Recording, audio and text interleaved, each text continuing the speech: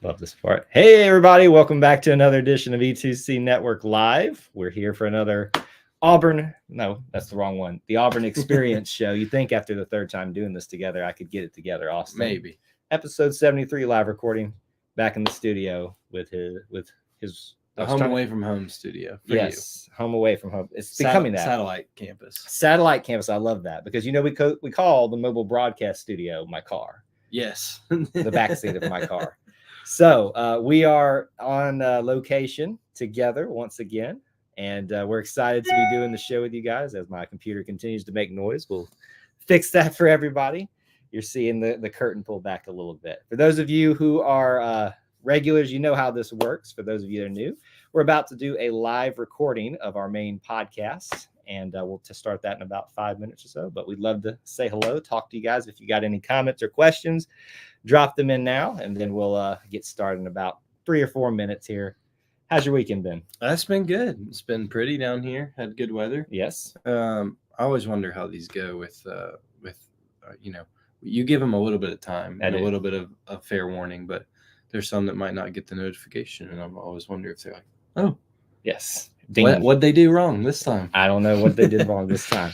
But listen, I'm going to give him crap during the show because he was not here for A-Day weekend. I was gone all day yesterday. It's true.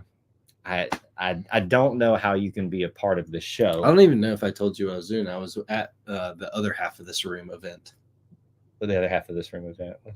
Well, the half you see. Oh! I was like, now I got it. Yes, we always reference that whoever's studio you're in, there's two different or a bunch of different walls.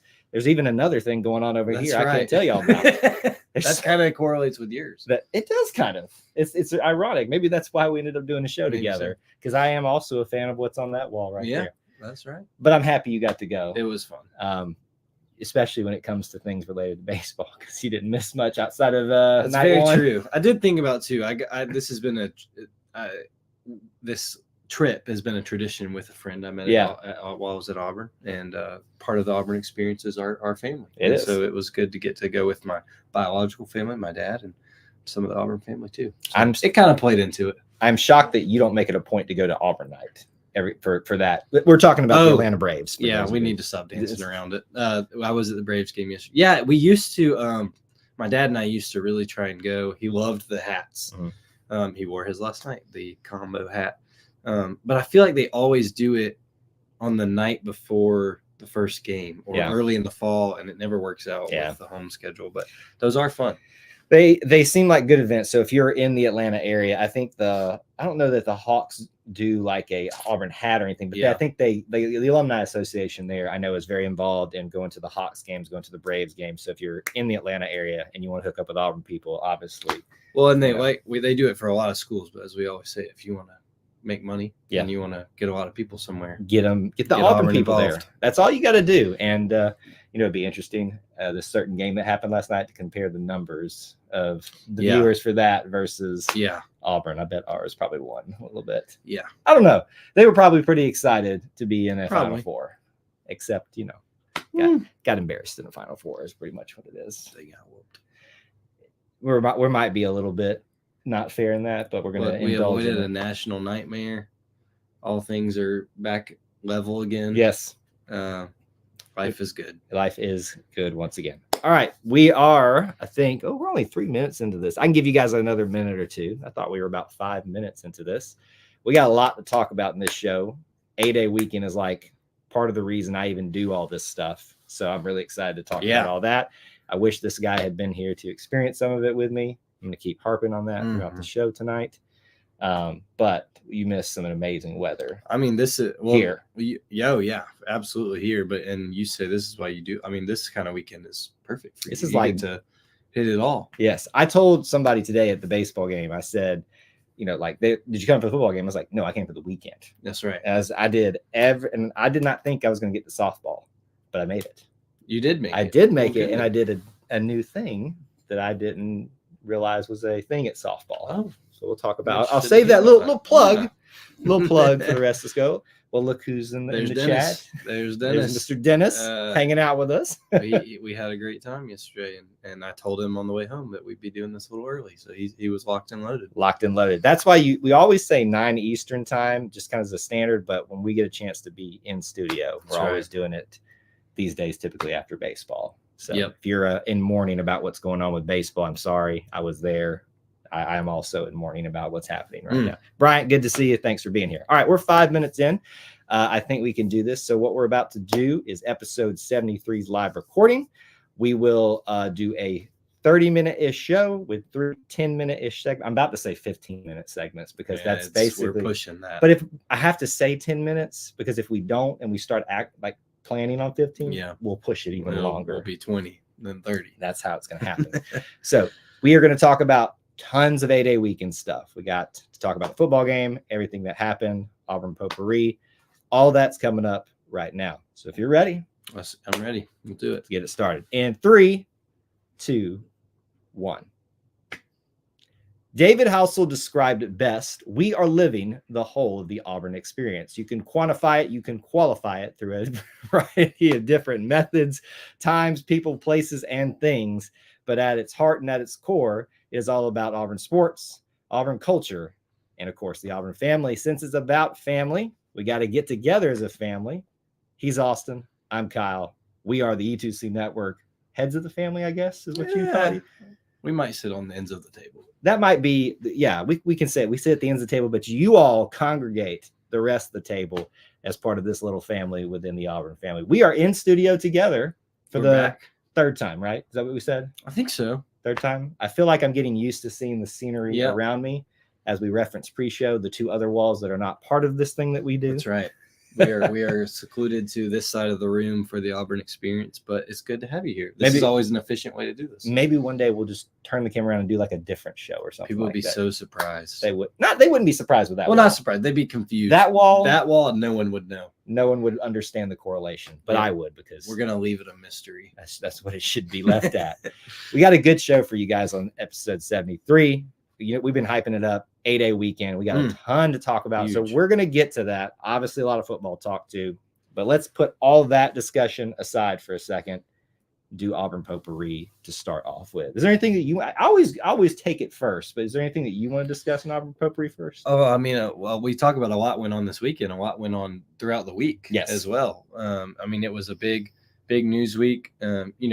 We're right at the end of basketball season. Basketball season will officially end tomorrow, Monday, with the national championship. But certain other things already ended. Certain other people's seasons have ended, like many. But we didn't lose by double digits in the Final Four. Somebody else did.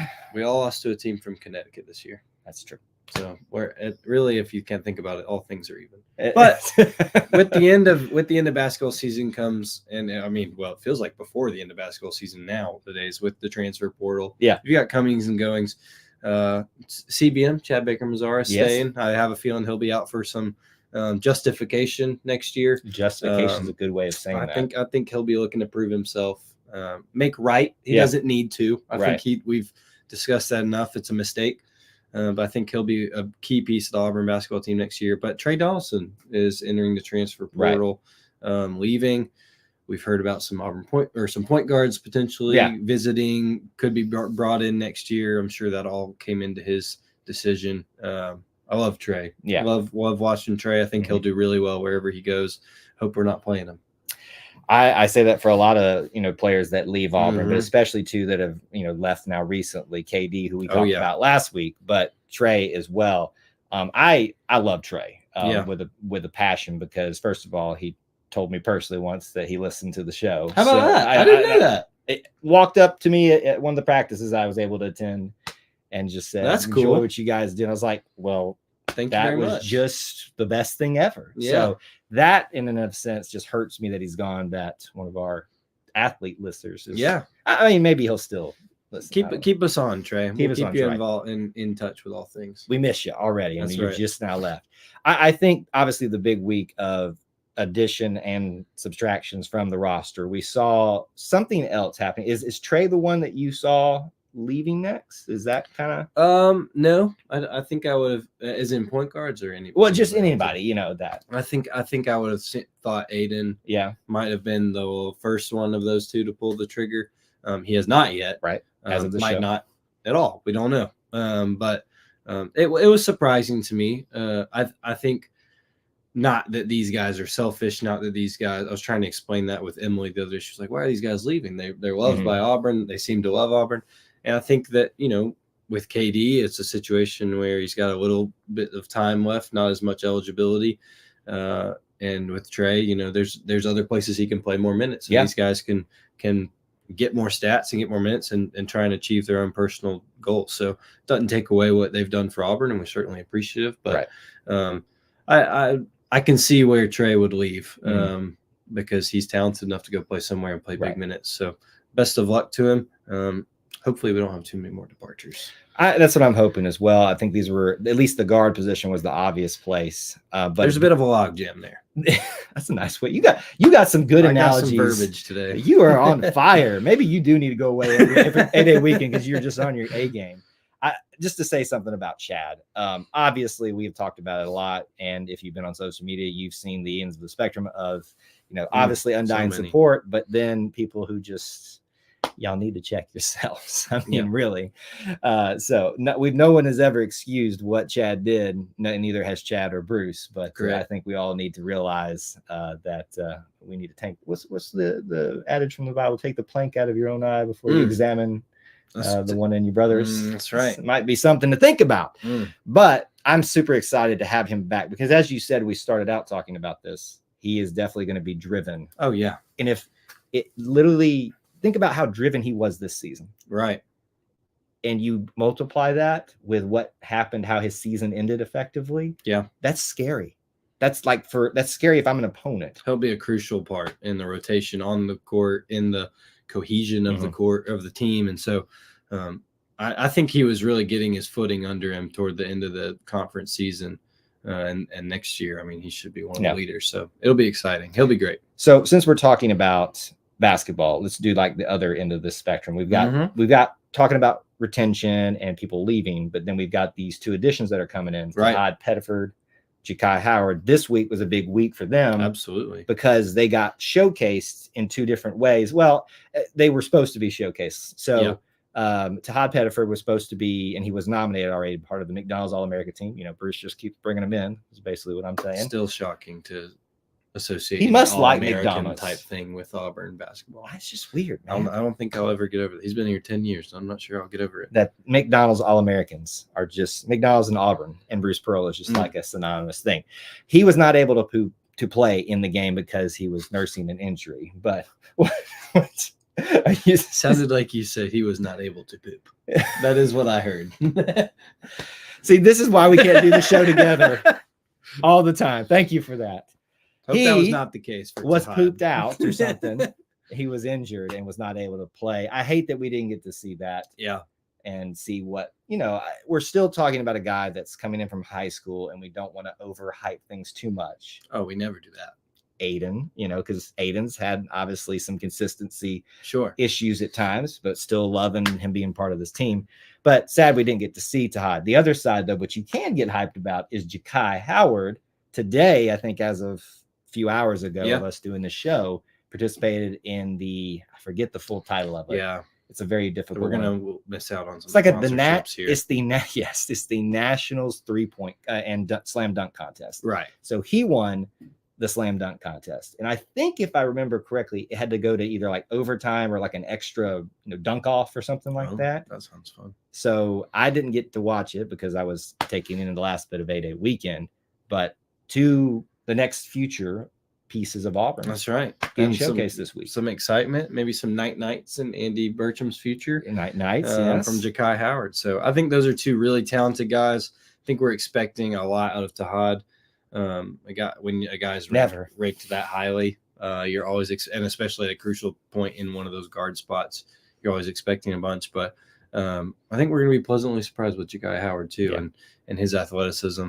And I just love when these guys get to learn from guys who have been here, and hopefully he'll get to learn from plenty of them. We've already mentioned CBM, but hopefully we'll have some guys back that he'll also get to learn from in those 3, 4, or 5 positions. One quick note in potpourri about some just, not sports related Auburn things, but you can always relate back to sports because you come for the sports, you stay for the food in Auburn, I think sometimes you could say.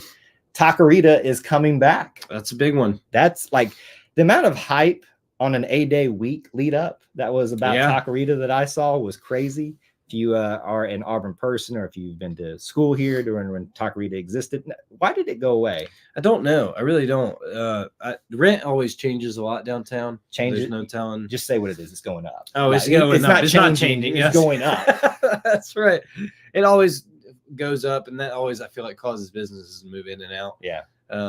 But they're moving not far from where they were before, like across the street. It's like almost, just diagonal, maybe. A couple doors down across the street. I've been there a couple times. It was there when we were in college. Yeah. But I know a lot of people that love it. So the downtown, I love when a place returns or a place Auburn people love enters downtown. As much as we kind of get an outside influence more and more these days, we're getting a place people like and a favorite returning. So welcome back to Taquerita. And it's, one of the big complaints about people is how Auburn's just changing too rapidly. Yeah. So even in that change, being able to bring something back that people are familiar with. And, there was a time when Taquerita was the brand new thing. Yep. And so, but they've become part of that, what people associate in the past with Auburn stuff. So that's a good thing to have, obviously, in a time where Auburn literally, if you turn around and turn back around, something's popped up or something like that. And that up. It gets higher and higher. So basically, the point of this segment is everything's going up in Auburn. The price of having something and the high rises that continue to go up. Skyline. There's a hotel going up over the Anders spot too that we need to talk about someday. We do need to talk about that someday. I need to get some talking points from Emily. She's very, I don't know the word, and she knows a lot of that. We might have to bring her in. We might have to bring her in right now for like a guest spot. She's like, no, screaming, stop now. All right, so that's going to do it for Auburn Potpourri. We want to move into our main 2 segments now. We're going to talk about A-Day weekend football first, because we know that's what y'all are here for mainly. But we're going to talk about the whole weekend on the back half of those 2 main segments. But first, we got to talk about our friends at Magic Mind. And let me tell you, Austin, this weekend. Did you? I needed some energy. I don't doubt it. I was dog tired going from every single event possible because that's what you're supposed to do to get the best Auburn experience. And when you have weekends where you need energy, you got to find those energy sources. But the problem is a lot of them aren't good for you. They're not the best nutritional value for you. We got the alternative for you. Magic Mind, our friends who've been around with us for a while. We appreciate their support of our show. You can check them out for an alternative to those energy shots, those energy drinks out there, or it can just be a supplement to your coffee, anything like that. Just a better overall option health-wise. If you've got special dietary needs like keto, if you need a less sugar diet, it's just when you look at it, it's like a green drink type of thing.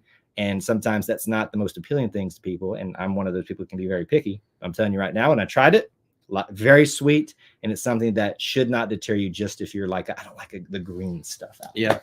But if you're looking for an alternative source for energy, visit our friends at magicmind.com/Auburn. Use that code Auburn, AUBURN, to get that 56% off the subscription, and then the 20% off the one-time purchase. Again, magicmind.com/Auburn. Use the code Auburn.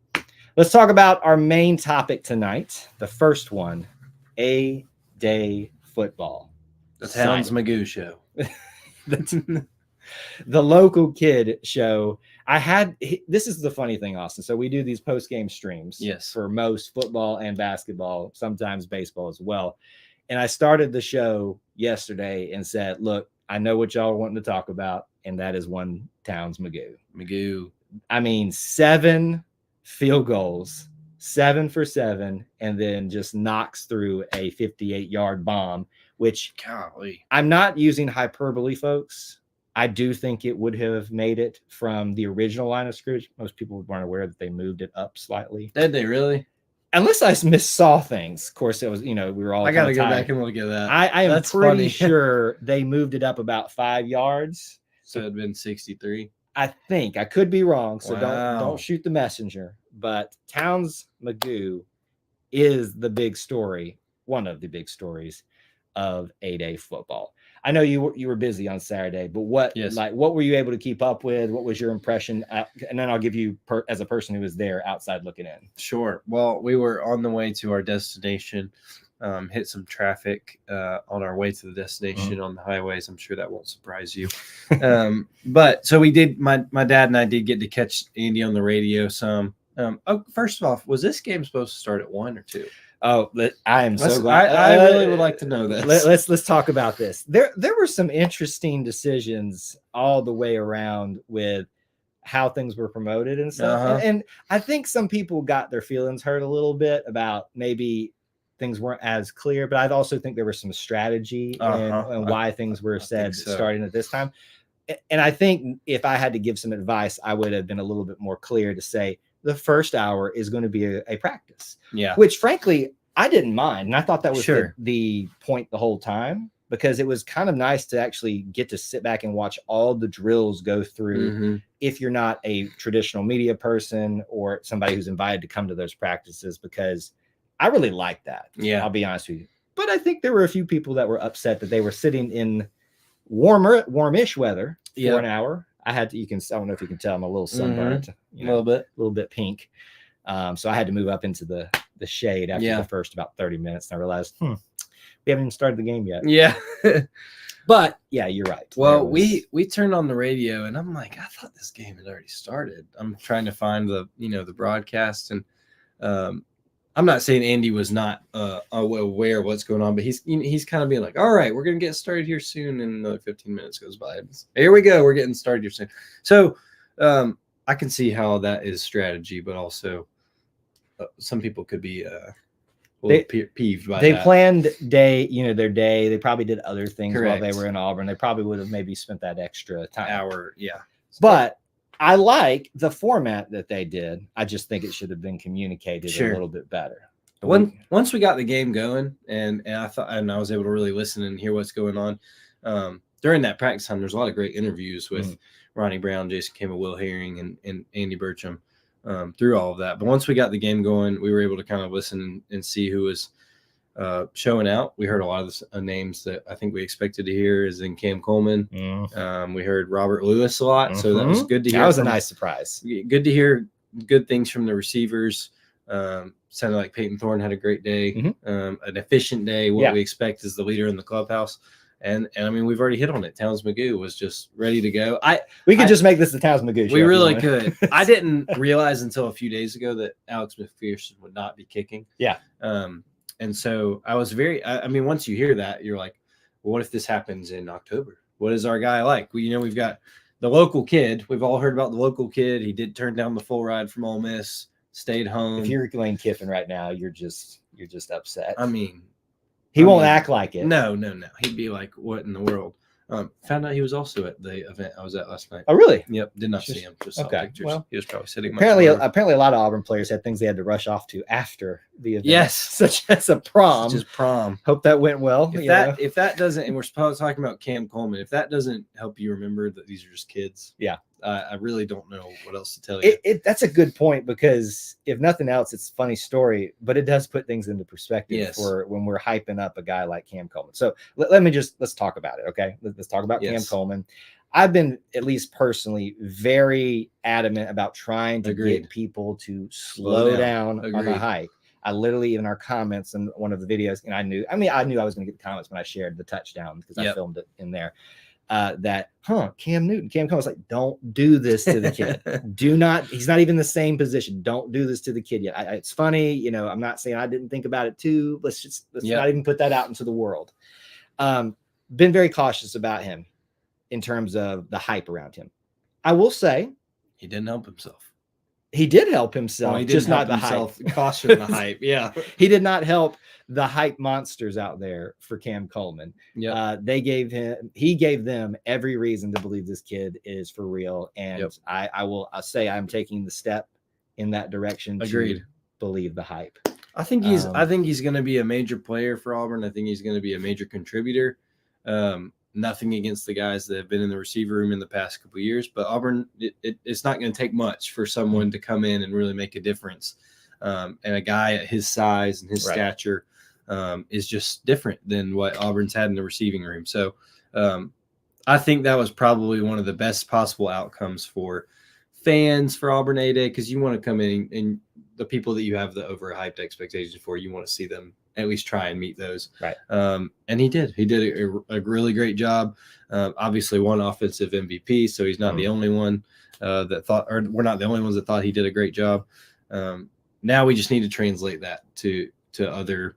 Once we get in real game, I heard Andy say one time, he did not get a look on a touchdown when we were within the 10 because the defensive side of the ball and DJ Durkin already had him doubled. Yeah. And I thought, well, how many times are we going to have to deal with that come the fall? So there's still other guys that are going to have to step up in order to allow Cam to have those kind of potential plays for impact. Yeah.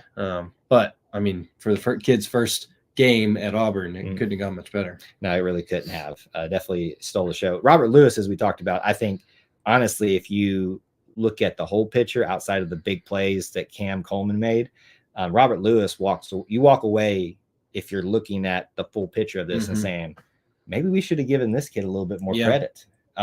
Just because, and I'm not saying that like he's going to be our leading receiver or anything like that, but he is clearly going to be a factor in the passing game, especially when so much attention is going to be on a Cam Coleman. Right. So that was nice to see. We got the ball around to a lot of receivers. We'll come back to who gave the ball because I think that needs to be discussed as well. But I want to give credit to the defense because they came out and asserted themselves very quickly.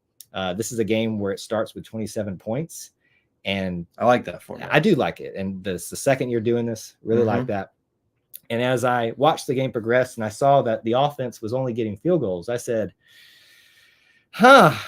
we might be in for an issue, not an issue, but a defensive win today, which was great. Obviously we've had a lot of discussions about the hire of DJ Durkin and things that surround that. But, sometimes you can shut all that up by just coming out on the field and taking care of business. And for the most part, I think there's maybe a case you could make as the game went on, the passing game got more efficient and thus the pass defense seemingly less efficient, but they did not allow hardly any of the run game. Right. Kept, doing smart things like double teaming Cam Coleman, like you saw, giving us good looks. I walked away pretty happy with the defense. I was too. I was impressed, especially with the defensive line. I think that's a spot a lot of people are cautious about coming into the season because there's a lot of youth there. There's a lot of pros that left. There's a lot of just experience that's gone from that side of the ball. Obviously, you have a new coach, right? So someone who's been in the system, but a new coach. So lots of things all make ends meet there, but did well. Yeah. Coach Freeze even mentioned it post game. He was really impressed with them. Impressed on how they handled a really big Auburn offensive line that's experienced. Yep. Now, the flip side of this is always, oh my goodness, what are we going to do about the offensive line? But I think it really does show more that I think this defensive line might have an energy and a surprise factor that people aren't expecting. I'm not ready to say that they're going to be one of the best in the SEC. There needs to be depth and some guys still need to step up. I think Coach Freeze mentioned post game they'll still be looking for some defensive line help in the portal, but it was really impressive. I think they proved a lot of people wrong that were kind of really down on them going into the game. So I was very impressed with the defense. I don't know how much that has to do with the players versus the new coaching staff, but hopefully everybody meshes well and we all get surprised and get an Auburn defense we're used to. Yeah, and your defensive leader was Jaron Thompson, who came flying in on a sack because they don't tackle the quarterbacks. But Peyton Thorne would have been on his back and slid back about 10 yards because he would have been laid out that easily. So he also got he made waves. There were a couple other great defensive plays. Kayan Lee had some good plays. But as a last piece to this, let's talk about the quarterback position. I don't know how many times we got to say it, folks. I'm not going to speak for Austin. I think he agrees with me on this one. Peyton Thorne's your starting quarterback, folks. Yes. You need to wake up to that. It's time. It's over. It's not over. I said that yesterday on the reaction stream. I shouldn't say that. He is the starting quarterback until proven otherwise. Did he have the most outstanding day in spring game? A game? No. But he was efficient. He took care of the ball for the most part. He looked poised. He looked in control of the offense, meaning when wide receivers, especially the very first few plays, were out of line, he's yelling at them, getting them in the right spots. He looked like a guy that was finally in control of the offense as much as a player is allowed to be in control of the offense. Oh, and we saw a bunch of interviews this week about saying how confident he is, so there's some more RPO action in the offense that's allowing him to kind of be in control more and make the decisions and think on his feet. I saw a lot of people saying how fast they thought the offense went yesterday, which is something I know you love. I love it. Love it. Why waste any time? Why? I mean, you got 60 minutes, right? Yep. Well, hold on, do the math real quick, Kyle. No. In a game. Yesterday. Yeah. So you got, why waste a second of it? I mean, literally. Every second matters. Gus Malzahn, that's why I missed the guy. But so, I mean, I thought that proved a lot of people wrong in that he is in control of this quarterback race. Yeah. Coach Frieza said, I think he's going to make sure that this race goes through fall. Right. And so everybody stays on their toes. I'll be interested to see if we get any movement from the quarterback room, right, transfer wise, here before summer. Obviously, we're with 4. We've got Peyton Thorne, Walker White, Hank Brown, and Holden Gerner. Yeah, I think Holden's probably your one we're all watching to see. Right, and Walker just got here. Yeah, Hank Brown, I thought he had a good day. He did. If you look at the stats, I think the most efficient passing was Holden. Yeah. So when I saw Holden, I think he, as expected, is the starting backup there. The more maybe exciting one, at least when you talk about stats and stuff so far, what we saw in spring game is Hank Brown. Walker struggles a little bit at times during the game, which, hello, folks, I tried to warn you, he's a freshman. He's also supposed to be going to prom. He's also supposed to be going to prom, so give him some time. But I think that's how to assess it. We'll see what happens with transfer portal and all that stuff. But here's what I will say. If we can keep all 4 of these guys, I feel really good about the quarterback room. I'm not saying we got a Cam Newton in there, but I'm saying we've got a very efficient and very, very capable and potentially underestimated quarterback. Smart guys that know where they're supposed to be, and understand what is expected of them. And imagine if we can just keep an offensive coordinator for a year. What can actually happen. Please. Any coordinator. We'll take both of them. At this point, really. So, I mean, obviously we skipped over a ton of stuff in the football game. We just wanted to hit the high points there. Towns Magoo. I keep saying Magoo. I had someone tell me it's Magoo and get on to me. And so now I can't unbreak. I knew it wasn't, but I got so scolded for that I can't break the habit. Stand your ground. Stand your ground. That's what you need to take away from this segment. Not that Towns Magoo is the greatest kicker ever, apparently. Towns Magoo. Look, the kicking room is set up. I could go on for about another 5 minutes about this situation I did on the live stream. So we just need to leave that there. That's our assessment of the Auburn football A-Day game. Segment number 2. Let's talk about the rest of A-Day. So again, if you're tuning into this segment alone, if you're wondering about the football, that was all in the last segment. You need to go check that out. This is the part I interview you. I interview you and tell me all about the A-Day weekend. All the audio people are like, why are there's all this wrestling? Because I'm turning around to face him now because I'm getting interviewed. I have said this once. I will say this again. I will say it 1,000 times. We started what we do here about the Auburn Experience, the whole of the Auburn Experience, as David Housel said. And to me, there's no better day to exemplify, no better weekend to exemplify that. When done correctly, weather, thank you, Lord. Thank you. And when it's scheduled properly, things are added in addition. And this was one for the ages. I can think of one other time that I was like, oh, this is probably the best day I've ever had. Because there were some things like track and field that was hit that people rarely get to see. But you couldn't ask for more. So football, you had volleyball added very late to the schedule, but welcome addition. You had softball, baseball, men's tennis. You had the Tiger Trail inductees. If you were able to attend that. I wasn't able to attend. Okay. But that was cool to see those, Casey Cooper got shared a lot about her. Takeo Spikes had a big feature, and that we knew that was going to be a big feature. He seemed to be very excited about being a part of that. Had a lot of fun with the little promo they did for him. What else happened here? I feel like I'm blanking on 1,000. Pop-up shop. Let's start there. Okay. So we've seen the pop-up shop before, and it was I don't know if last time it was more general, but this was strictly Auburn baseball, and it's outside the baseball game. There's a lot of Frank Thomas last time, but because less around so. the statue. Right, the statue that was being promoted, but this had a lot more. I guess some of the similar things we've seen, but a lot more new things too that were added. I walked by this place after we did our video, so go check that out if you haven't. I didn't get to go, and I really wanted to, so your pictures and video were perfect. Up on the YouTube channel and Facebook right now, a little overview video of everything that we saw there. I literally walked past like 3 or 4 other times and just stared at this hat that I wanted the entire time. Which one was it? It was the one with just that little block A on the front. I'd never seen that before, but they had it on a lot of stuff. And I sat there, and it's got the trucker mesh in the back, which makes me sound redneck, but I love. Yeah. I literally looked at the cash register, and I just is like, the reason I didn't pull the trigger is because I'm anticipating getting myself another hat of different relation. Auburn related, but company, so trying to, there might be some branding. There might be some next year. There might be some branding stuff, but anyway, I really wanted that. It was a good shop. Yeah. I really enjoyed walking around there. A good variety. Everybody loved the powder blue. Lots of powder blue. What can I hot take? He's gonna be against it. I'm not a powder blue fan. Interesting.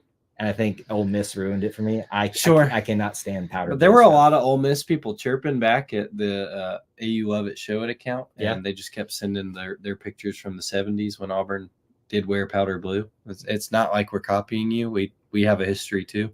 It's like Ole Miss can't get out of their own way when it comes to trying to compare themselves to Auburn. Like, have y'all not learned little brother mentality? Like, we're not even in your state, and you just got problems. Like, we don't even have to say it's little brother mentality. Like, you're just doing it. We don't think about you as much as you think about us. And I would also say that if you have to tell someone that they're a little brother, that is a little brother move. Like, it just is kind of how this Ole Miss thing happens. Anyway, that's not what this is about. I thought it looked good. I thought the things looked good. I think that it's going to be something. I don't think it'll be something we see a lot. Right. I wouldn't hate to see them wear it. Just one time. I listen, I'm not opposed to it being out there and like for other people. It's just not my taste. Sure. So that's my hot take, is that I'm not a fan of the powder blue. And that's why I didn't spend a lot of time around it. But I knew people would be excited about it. That's why we shared it out there. So Pop-Up Shop was out there. I just say it was a successful baseball and softball weekend would be very well. How about this? Softball had a pretty decent weekend. They did. Baseball had a great start. Friday was great. That was about it. That's all I kind of want to say about that right now. Feeling really good on Friday. We're doing this. I just left the last game. I believe it was a run rule, just like the second game. Unless there has been a miraculous. Which they are capable of doing. And they are, but we have not seen any comments talking about the miraculous comeback. So I'm going to assume that did not happen. I'll tell you this in terms of the softball. I didn't think I was going to be able to attend, but I was able to go last minute at the end of the last game. Did you know that there were just like a baseball stand-up section in the outfield back there for students? How old is that?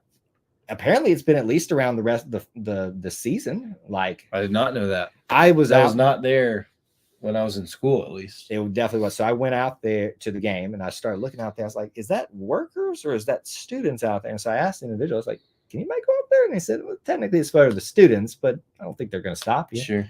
So I went out there and watched the end of that game, and about the same space, like a lot smaller, center field. But same concept, 2 tiers, and actually this one's in the left field portion, not right center. The board would be right here. But if you want a great shot of the eagle that sits up there, the laser eagle with the with the smoke, it's a good shot back there to see them. I did not know that. Yeah. I did not get as much publicity as the baseball terrace. It's not the easiest thing to get to, really. So that's why I'm not saying that I don't want people to rush back there, but something to really think about. Interesting. Good for that's. I think that's fun. I'm going to tell you this, and I know we're kind of skipping past the Diamond Sports because a lot of it wasn't great. Volleyball was fun because we swept Alabama. Yeah, I mean, like swept, and then some. Right, 4-set, 4-match sweep. And I thought they were going to do a 5th. I was there for most of that match. And it looked clear that Auburn was. They probably called it off. I kind of think they did. We can't do a 5th one because I stayed for what would have been the traditional game. They swept. If you sweep them in 3, you're done. Right. But they said we're going to play the rest of sets, and I thought they said 5. And so when I saw the final score, I was like, were they that like beat up? take them down. That's really cool, though. That's something that we've talked about that you need to incorporate in the fall to the weekend. And so I'm a good crowd. A good crowd. Obviously it could always be bigger, but for a spring berry thrown at the last minute to the schedule, I think everybody showed up and showed out for it. Tennis was fun. I know not a ton of y'all aren't tennis fans, but if you haven't been out to Yarborough Center, I'm sporting it because I've come today from Auburn versus Mississippi State, watching the doubles matches at least. And man, it was a big energy out there. So if you haven't gone out to the Yarborough Center, you should make a habit to do so. So that's kind of the overview of what happened all this week. One final thing is part of our discussion of just the wholeness of 8A week. And it is back to football. I want to talk about this is about the experience, right? Tickets, parking. It's not a gripe. No, okay. I think I'm confused. Did they ever charge or have restricted parking for 8A, or was it just wide open? I don't remember. I feel like at least last year outside of the deck, because I know I actually got to park in the deck and I wasn't supposed to be there.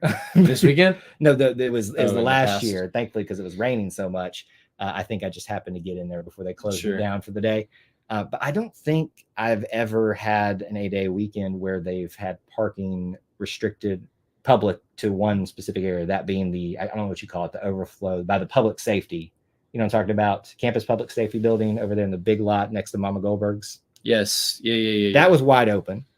But, like the arena lot was locked off and nobody hardly was parked there. Do you think that had to do with baseball and volleyball? And no? I don't know. And the other thing is, and it's not a gripe, but I think the ticketing is a little bit. You know where I'm going with this? I've seen a couple things about it. So, the promotion of it is that you have if you buy it the day of or the day before leading up to the day, it's $10. If you do it at the gate, it's $12.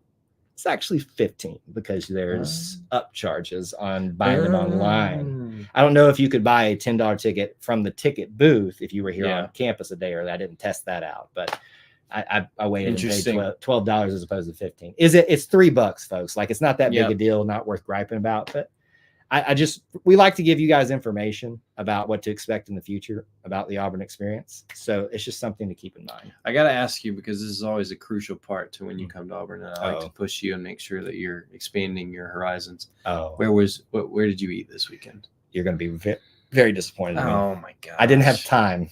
I did not. Did you try anywhere? I did not. This is my one gripe for myself personally of this weekend. Is that I was thinking about this on the way here. I knew you were going to ask me about that I did not go anywhere new. Just because of time, convenience, it just didn't line up this week. Sure. So I'm sorry. I failed you. You hit your usuals? I didn't even hit that. When I talk about usuals, I talk about Mama G's. I talk about, some of those things that we know we've always talked about. I went to Taco Bell, man. Hey, look, there's nothing wrong with that. Hey, Taco Bell, you want to sponsor? I will talk about you endlessly. Don't know what I'm eating, but I don't care. That's a usual tradition for you, though, on the way out. I think of like Mama G's. Oh, yeah. I think of, if you want to go grab a sandwich at Little Italy, go grab a sandwich at Toomer's Drugs or, whatever. A lot of people don't. I don't feel like a lot of people don't know about the sandwiches at Toomer's Drugs. I think we should talk more food someday. Maybe we will. So just be listening out for that. So that is 8-day weekend encompassing. Again, we talked about football in another segment because we knew we needed a whole segment for that, but wanted to tell you about the experience that we had on big weekend. My opinion, the best weekend of every Auburn calendar year. So we'll look forward to the next one and talk about that then. That's going to do it for episode 73. If you want to keep up with me and critique my 8-day weekend and say I didn't do it right, feel free to over at X at Kyle Loomis 24. Where can they find you? At Austin G. Scott is where you can find me, and I look forward to this week and our next conversation about all things Auburn Experience. It's going to get interesting because things are going to start winding down here. We might be getting some of those special fun topics we keep talking about. Stay tuned. You never know what's going to happen. We just might get a little bit crazy. You just never know. It can't get any crazier being in studio together and him messing me up the entire time. So we do what we can. Thanks for tuning in. Until we talk to you again. War Eagle. War Eagle. All right, that's the recording, folks. Thanks for being here. Looks like we had a pretty decent crowd check in with us, so thank you guys. You would know. Yeah, he said so. The You would arena in Shelby was open too. I think you were saying it was wide open last year. Oh, last year too. So And yeah, then so that this, was there open. we go. It's important to read the context, Kyle. You know, so you had it sounds like you have a justified gripe. well, it wasn't even a gripe. It's just I think if I had to give a critique, a constructive critique, I think the messaging in a lot of things could have been a little bit more clear.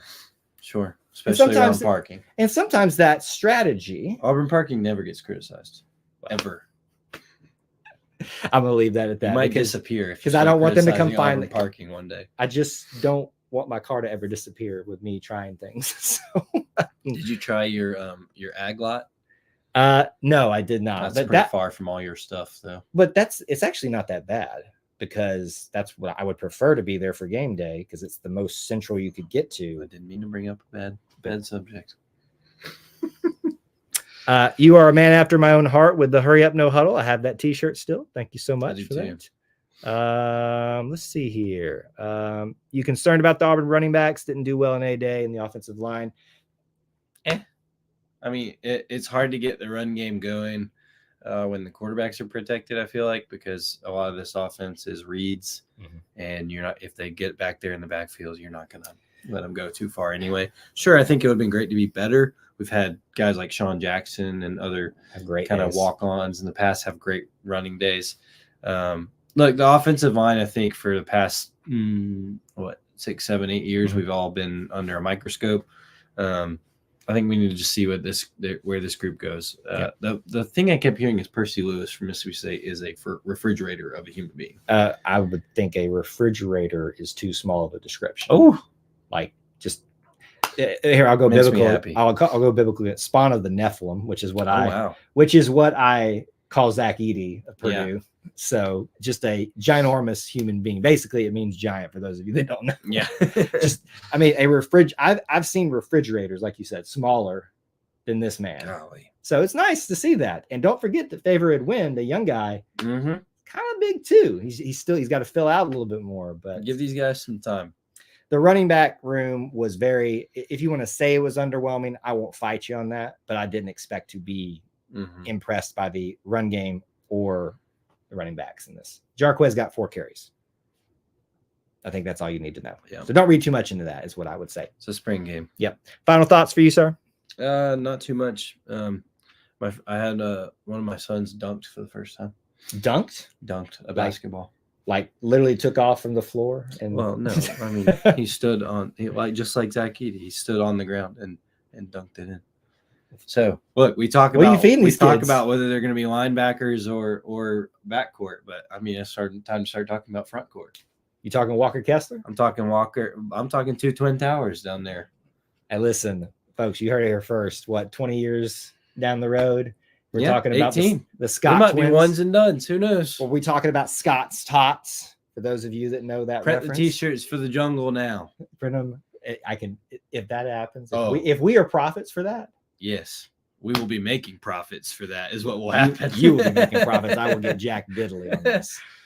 Anyway, so we appreciate you guys being here. Relevant question, Brian. Oh, wait a minute. Wait a minute. This moment. Wait a minute. We are sitting down. I wish we could stand up right now. If I sit up straight, if we stood up right now, we'd have a little bit of height. A generous 5'8". Let's say that.